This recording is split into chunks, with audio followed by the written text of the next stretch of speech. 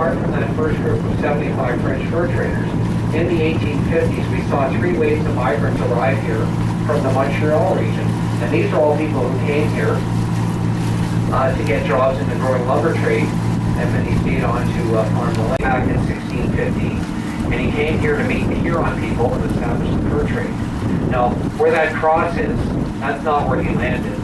But I know why the cross is there, because my great-grandfather donated that land to the church for the purposes of putting up a cross, a plaque, and having a ceremony there for the 300th anniversary in 1915. Now, they didn't have it until 1921 when the First World War was on. But we're coming up to the 400th anniversary, which will be in 2015. The plans are already well underway. Rotary Park is going to be completely redeveloped in a Champlain theme, and there's going to be a huge reenactment here. Here goes that sailing boat in our last report side. On our left, that's no longer Penetanguishene, that's now Tiny Township. Yep. Specifically, that's Black Bay, and it's already the start of cottage country. And there's another nice public beach on the left, Tiki Point Park, which is never busy in the summertime. Now on our right, the big cylinder we passed, red, white, and red, that's a Silent Point light. That's a lighthouse, because at night time it's a flashing white light on top. That marks the end of Penetanguishene Harbor. There's a bit of a stone wall over here on the right, and that was built by the British for gun emplacement. So not only was Penetanguishene seen as a sheltered harbor, it was seen as a defendable harbor. Now you're going to feel the wind a bit more right now because it is out of the east.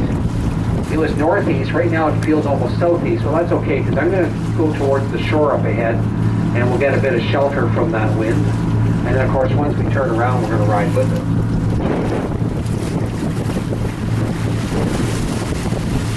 Now, Oak Ridge has been around for about 80 years. It's an old red brick building. And Oak Ridge, a lot of people know Penetanguishene because of this place. Ontario's only maximum security psychiatric ward.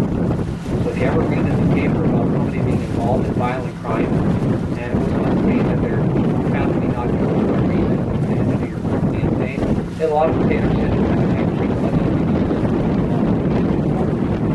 was something out there to Oak Ridge and the maximum security facility. But I have some friends who live there. That building is packed.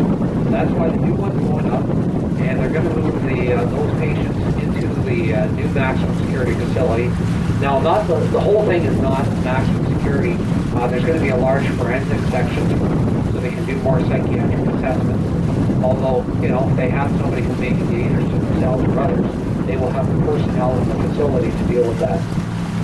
Fortunately, that's needed sometimes. Now, the province owns all this bush area here. It looks very nice today with the green of the pine trees, the colors of the deciduous trees. And I have seen people walk along the shore, and shortly we're going to go by a little roadway. It marks the end of the mental health. Now this is the latest addition to Millionaires Row on the right. This mansion was just completed last year. And when it was completed, the owner didn't have to move very far because for about 30 years he lived next door in the big brown house.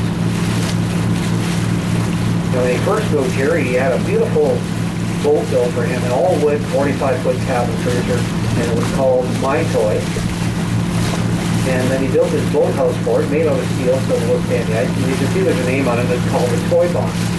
And if you look to the right, you can see underneath the door here, the door would go up, the straps would go underwater. They'd hit the button, and they could lift the boat high and dry.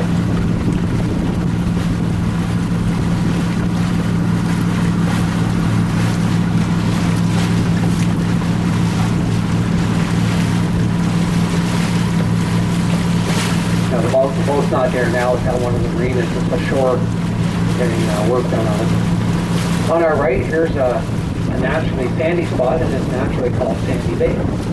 Now, I've had some people say, oh, is that the old Sandy Bay? Because that kind of looks like a resort. You can see there's as we continue on here, you can see there's a whole series of cottages in the same style. So it kind of looks like some of the resorts that used to be around here. Well, that actually is not a resort. It's a property that belongs to one family. It's just they've owned it for about 100 years. So over time, different family members share the beach, and they build cottages in the same style. And then there's a big white house coming into view on the right. That's the charter member to Millionaires Row, you might as well say. That's called Watson Point, and a family by the name of Watson built the house there originally in the 1920s. They were a very wealthy family, so they built a 20-bedroom cottage.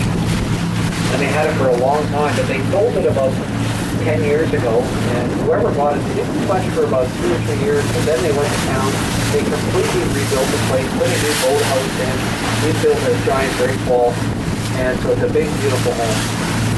I'm surprised they didn't just knock it down and rebuild it, because they changed everything.